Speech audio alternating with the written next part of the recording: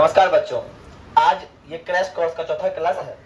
इसमें हम लोग जानेंगे चैप्टर 3 के बारे में।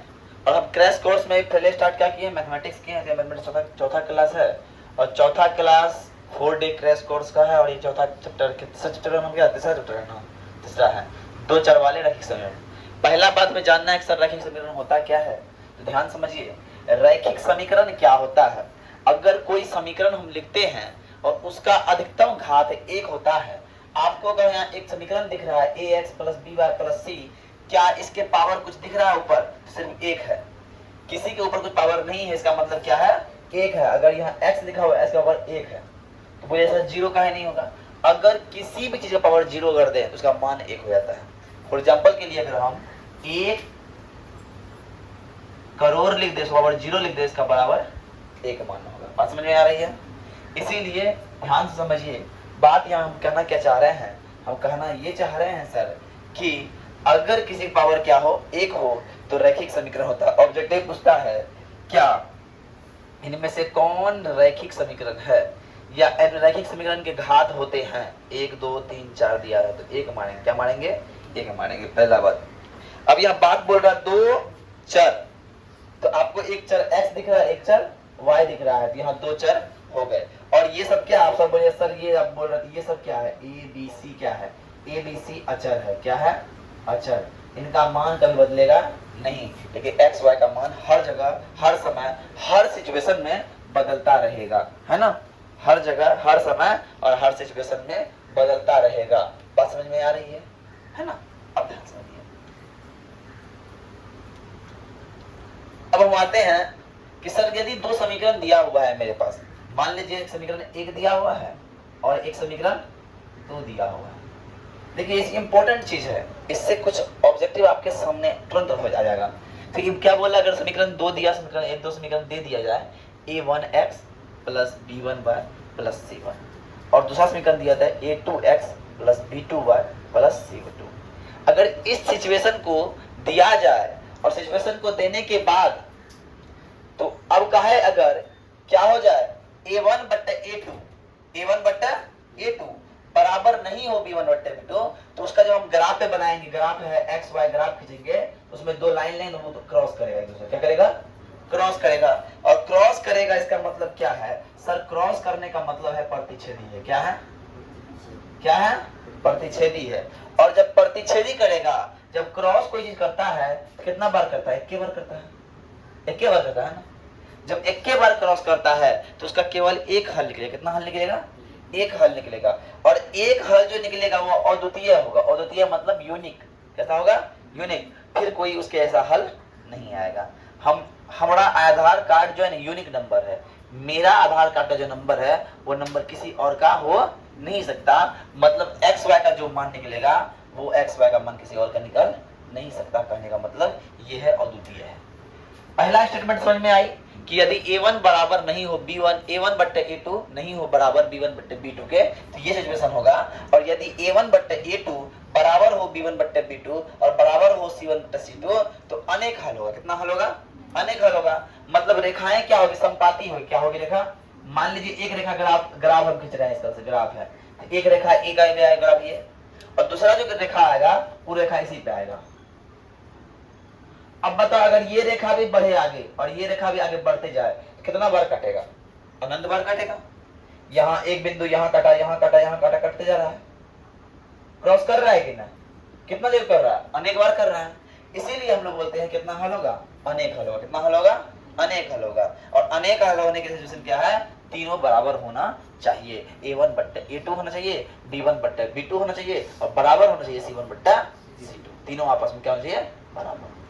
अब तीसरा स्टेटमेंट बोलता है यदि हम क्या कर दे a1 मेरा बराबर a1 बट्टे a2 बराबर हो जाए b1 बट्टे b2, लेकिन बराबर नहीं हो c1 बट्टे c2 के, बराबर नहीं हो, तो इस सिचुएशन में क्या होगा? ग्राफ में एक लाइन इधर जाएगा तो एक लाइन इधर जाएगा। और जीवन में इस लाइन को दोबारा बढ़ाएंगे, लेकिन बढ़ेगा, ये साथ साथ चलेगा, जीवन भर बढ़ेगा, लेकिन मिलेगा नहीं। कहता है ना, मैं तुमसे मिला, तुम मुझसे मिले, पर हम मिल ना सके एक दूसरे से। वही वाला बात है। देख तो रहे हैं, पर मिल नहीं सकते। तो वही बात है समांतर रेखा गुण कि हम तुमको देख तो सकते हैं, तुम्हारे अगल बगल चल तो सकते हैं, पर मिल नहीं सकते।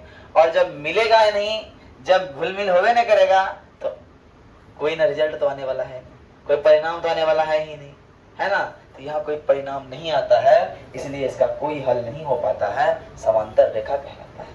बस में जब ये मिलेगा नहीं तो संग नहीं आया, इसीलिए जानते हैं इधर लोग संगत भी बोलते हैं, इधर लोग क्या बोलते हैं, कभी संगत भी बोलते हैं, लेकिन इसको असंगत बोलते हैं।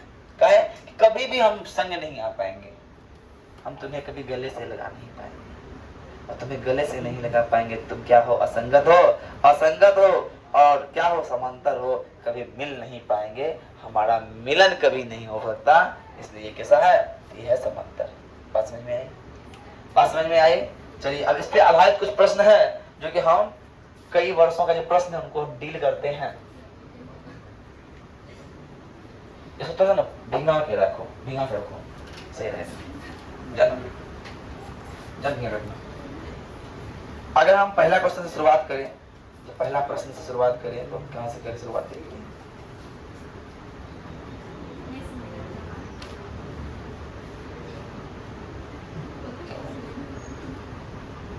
चलिए अब पहला प्रश्न से शुरुआत करते हैं। सब देखिए, सब प्रश्न क्या है, के किस मान के लिए, ध्यान समझिएगा, के किस मान के लिए, के किस मान के लिए समीकरण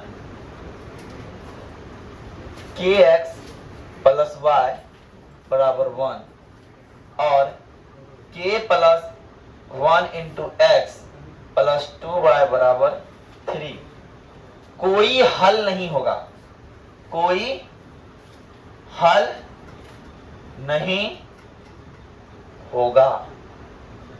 ध्यान समझिएगा, कोई हल कब नहीं होगा, कोई उत्तर कब नहीं निकलेगा, कोई सॉल्यूशन कब नहीं निकलेगा, जब हम मिलेंगे ही नहीं है। और जब मिलेंगे नहीं तो उस सेक्टर क्या बोलते हैं हम लोग, क्या बोलते हैं, जब कोई हल ना हो, इससे पहले हमको जब सॉल्यूशन 2 नंबर में पूछा जाता है, इस तरह सॉल्यूशन लिखना है या आंसर लिखे, कोई उत्तर लिखता है।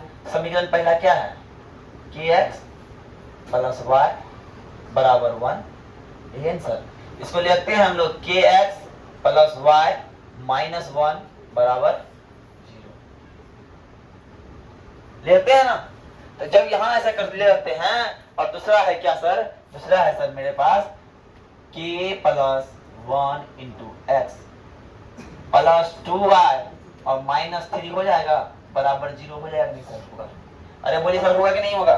और जब ऐसा हो जाए तो x के बगल में जो है a1 है, इसलिए a1 बराबर क्या हो जाएगा k, और y के बगल में क्या हो जाएगा, b1 है, कुछ है 1, और जो ऐसे है वो c1 हो जाएगा माइनस 1, और यहाँ पे a2 क्या हो जाएगा बताइए कोई, a2 क्या होगा, k प्लस 1 हो जाएगा, और b2 क्या हो जाएगा सर 2 हो जाएगा, और c2 क्या हो जाएगा सर माइनस 3 हो जाएगा। अब हमारा सवाल का सवाल मेन कहाँ है, यहाँ सवाल है, सवाल मेन कहाँ है, यहाँ पे है।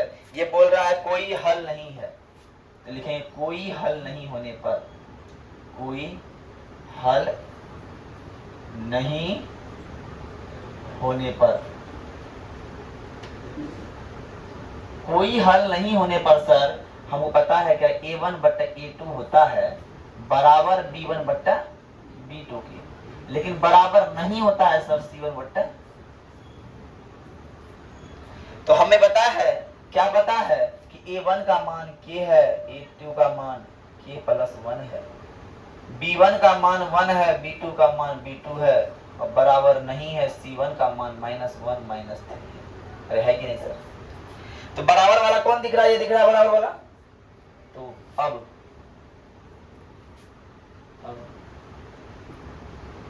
k बट्टा k प्लस 1 बराबर 1 बट्टा 2, गुना कोनी गुना कीजिए, क्या हो जाएगा 2k, गुना करेंगे k प्लस 1, इसीलिए सर 2k माइनस k बराबर 1। और जानते हैं सर k में 2k में जाएंगे तो कितना होगा, k बराबर 1, इसलिए k का मान क्या हो गया सर 1 हो गया। तो हम लिखेंगे अतः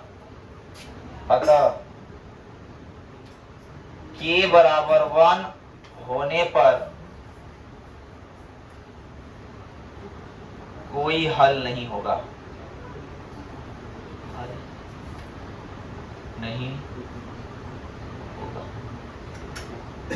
उत्तर इस तरह लिखिएगा तो 2 नंबर का 2 नंबर देगा एग्जामिनर, 1 नंबर काट नहीं सकता। फटाफट उतार लीजिए। अब देखिए ऑब्जेक्टिव में कैसे कहा गया है, ऑब्जेक्टिव प्रश्न है, ऑब्जेक्टिव में ध्यान रखिएगा। ऑब्जेक्टिव में दिया हुआ है कि 2a प्लस 3b बराबर 8 और 3a माइनस 4b बराबर -5 में ए बी का मान निकालिए फटाफट। मतलब जहां एक्स वाई होना था वहां ए बी डाल दिया है, तो लोग कंफ्यूज हो जाएगा। तो हमको आता है विलोपन विधि, आता है नहीं सर, आता है कि नहीं? हम लोग क्या करेंगे, सो कर दीजिए 3 से गुना, कर दीजिए 2 से गुना, क्या होगा 3 दूना 6a प्लस 3 तिया 9b 8 तिया 24 2 तिया 6 4 दूना 8 5 दूना 10 माइनस प्लस माइनस वाला प्लस, खत्म। क्या हो गया 8 9 17 बी प्लस 34 बी का मान 34 बट्टा 17 2 हो गया। बी बराबर 2, आंसर देखिए, आंसर में बी बराबर 2, बी बराबर 2 वाला 2 गो ऑप्शन है। आप तो दिक्कत हो गया, तब तो ए निकालना पड़ जाएगा, है ना, ए निकालना पड़ जाएगा। तो बी का मान रखिए समीकरण 1 में, तो 2 गुना ए, 2a ले लीजिए प्लस 3 गुना 2 बराबर 8, 2a प्लस 6 बराबर 8, 2a बराबर 2 होगा कि ना, इसलिए a बराबर 1 होगा कि ना। कैसे होगा 1? तो ध्यान समझिए, 3 दूना 6 घटा 2 2 बचा, फिर 2 भागा 2 1 हो गया। ऑब्जेक्टिव इतना फास्ट बनाना पड़ेगा जी, पूरा कैलकुलेशन करना नहीं है। अब नेक्स्ट क्वेश्चन क्या है, नेक्स्ट और देख लीजिए, सेम ऐसे ही है। ऑब्जेक्टिव में प्रश्न दिया हुआ है 2x है ना, 2x माइनस 3y बराबर 8 और दिया एक 4x माइनस 6y बराबर 12। तो कैसा आज का आरेख होगा, आरेख कैसा होगा समझिए। आपको दिख रहा है यहाँ पे 2 बट्टा कीजिए, 1/2 हो रहा है, 1/2 हो रहा है, और क्या हो रहा है 2 4 दूना 8 2/3 हो रहा है। तो यहाँ क्या लग रहा है a1 बट्टा a2, ये दोनों बराबर है, लेकिन ये बराबर कौन सा आ रहा है, ये बना रहा है, ये बराबर कौन है, समांतर रेखा। समांतर रेखा इसका आंसर हो जाएगा, समांतर रेखा, समांतर रेखा। भाई ऑब्जेक्टिव में उस तरह बनाना पड़ेगा ना, पूरा दिखाना ना है हमको, पूरा दिखाने टाइम लग जाएगा। अब नेक्स्ट सवाल क्या है, नेक्स्ट सवाल है कितने हल होंगे, फिर दिया हुआ है a माइनस 3y प्लस 1 और 3x प्लस x प्लस 2। देखिए आपको यहां दिखता होगा, क्या दिखता होगा, ये दोनों बराबर है, a1 बट्टा a2 बराबर नहीं है, b1 बट्टा बराबर नहीं है। पहले हमको ये दिख गया a1 बट्टा a2 बराबर नहीं है, b1 बट्टा a1 बट्टा a2 बराबर नहीं है, b1 बट्टा। कितने हल, केवल एक हल, केवल एक हल वाला आंसर होगा, के एक और केवल एक हल हो गया।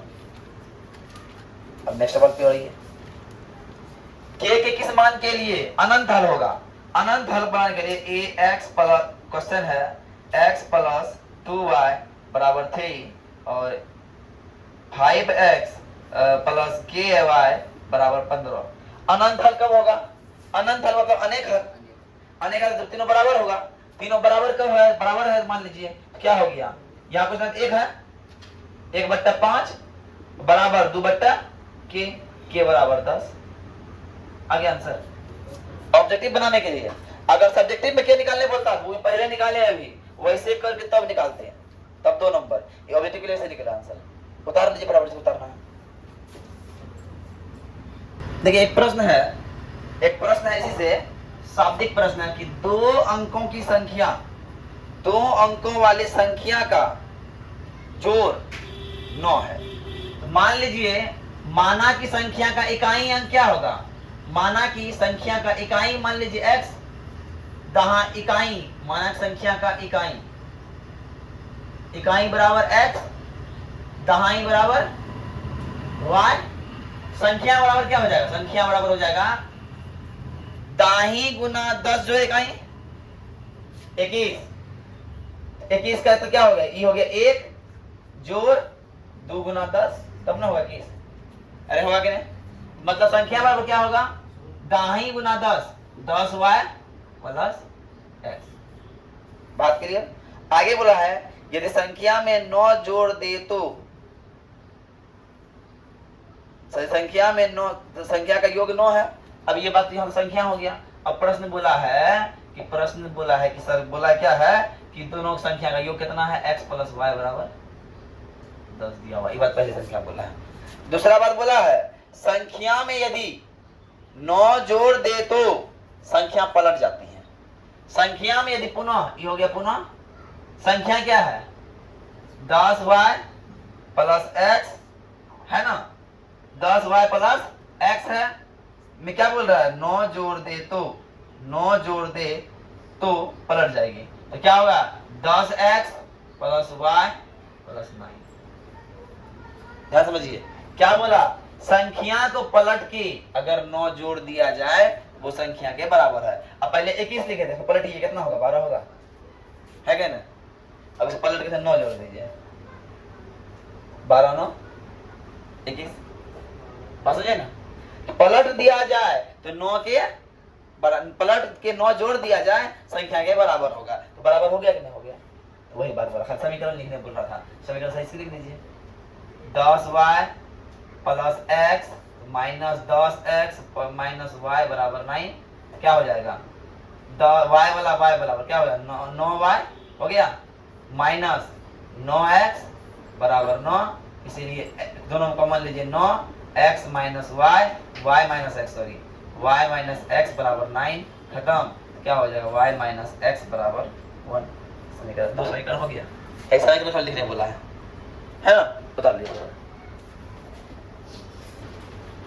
अब देखिए ऑब्जेक्टिव में दिया है सवाल, ध्यान समझिएगा।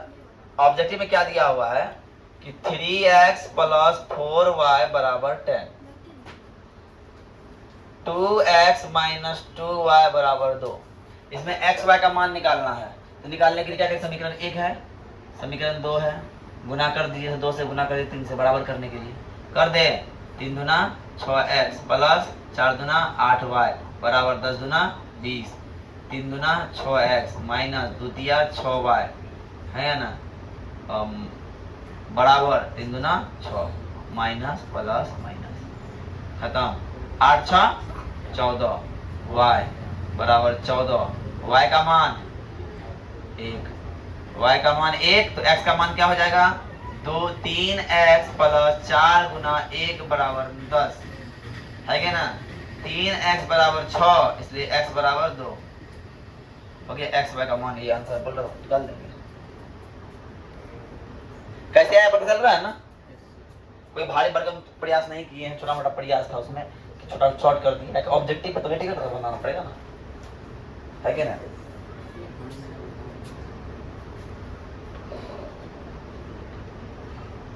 अब क्या है 2x प्लस 3y प्लस 15 और उसके बाद 3x माइनस 2y माइनस 12 बराबर 0। तो देखो यहाँ पे ध्यान समझना, यहाँ पे क्या हो रहा है 2/3, यहाँ पे हो रहा है 3/- 2, एक हो रहा है 2/3, एक हो रहा है 3/-2। क्या ये बराबर है, बराबर नहीं है। a1/a2 बराबर नहीं है b1/b2 के, क्या हो जाएगा, केवल एक हल होगा, प्रतिच्छेदी। क्या होगा, प्रतिच्छेदी बोला, ग्राफ बोला, ग्राफ के साथ प्रतिच्छेदी होता है, बात समझिए, क्या होगा, प्रतिच्छेदी होगा। अब दिया फिर इसमें एक और क्वेश्चन और दिया, नेक्स्ट प्रश्न है कि 2x माइनस 3y बराबर 5, अब 4x माइनस 6y बराबर 7। ध्यान समझिए, 2/3, 2/4 क्या हो, 1/2 हो जाएगा। अब यहाँ माइनस माइनस खत्म हो गया, 1/2 हो जाएगा, बराबर नहीं है 5/7। ऐसा कौन सा क्वेश्चन है, a1/a2 बराबर नहीं, b1/2 समांतर में, कैसा हो जाएगा, बात समझे ना। समीकरण देख के फटाफट आंसर निकाल सकते हैं हम लोग। अब आगे आती है, आगे देखिए, आगे अगर सवाल की बात करें तो आगे सवाल इस तरह दिया हुआ है। आगे सवाल क्या दिया हुआ है कि कौन सा हल होगा ये बात नहीं कह के दिया है कि 4x प्लस पी वाई बराबर 16 और दिया है 2x प्लस 9y बराबर 15, है ना। समांतर है, कैसा है? समांतर होने के लिए a1 बट्टा a2 बराबर 1/2 होता है ना। तो 4/2 बराबर p/9 काहे दिमाग लगाएंगे, यही तो लेना है, बस p का मान तो निकल गया, है ना। क्या हो गया 2, तो p बराबर 9 दूना, बस देख दिया आंसर सुनते है क्या ना। p का मान 18 निकाल लेगा, हुआ। कोई दिक्कत है? अब आइए नेक्स्ट की ओर, उतार एक सवाल है सेम टू के किस मान के लिए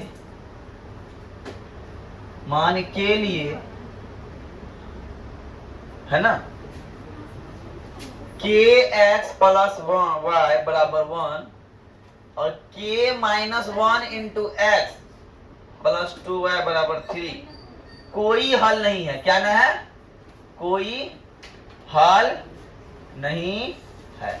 भैया कोई हल नहीं है तो इसके दो नंबरिया सवाल है, एक नंबर पूछाना है, दो नंबर तो सॉल्व करना पड़ेगा ना। सॉल्व करने के लिए क्या करेंगे, पहला समीकरण पता चल रहा है हमको, a1 का मान k है सर, b1 का मान 1 है सर, c1 का मान -1 आएगा, एक बार तो माइनस में आएगा था, और a2 का मान k माइनस 1 है सर, और b2 का मान सर 2 है सर, और c2 का मान